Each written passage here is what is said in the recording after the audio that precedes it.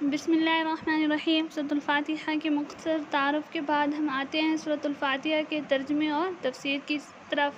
سب سے پہلی آیت، الحمدللہ رب العالمین، تمام تعریفیں اللہ کے لیے ہیں جو تمام جہانوں کا پروردگار ہے۔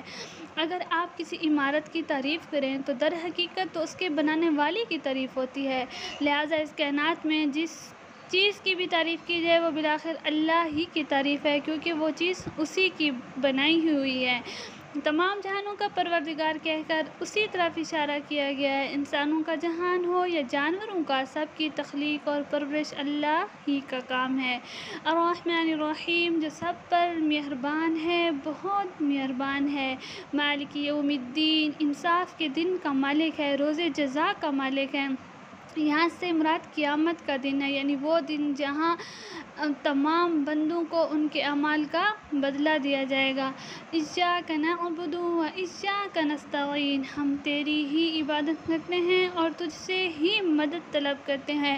یہاں سے بندوں کو اللہ تعالیٰ سے دعا کرنے کا طریقہ سکھایا جا رہا ہے، اور اس کے ساتھ یہ واضح کر دیا گیا ہے کہ اللہ تعالیٰ کے سوا کوئی کسی قسم کی عبادت کے لائق نہیں، اور اس کے علاوہ ہر کام میں ہمیں اللہ ہی سے مدد مانگنی چاہیے، کیونکہ اللہ کے علاوہ کوئی کارساز نہیں، صرف اللہ ہی ہے جو دے سکتا ہے اور لے سکتا ہے۔ اہدنا الصراط المستقیم، ہمیں سیدھے راستے کی ہدایت عطا فرما، یعنی ایک بندہ اپنے رب سے التجا کرتا ہے۔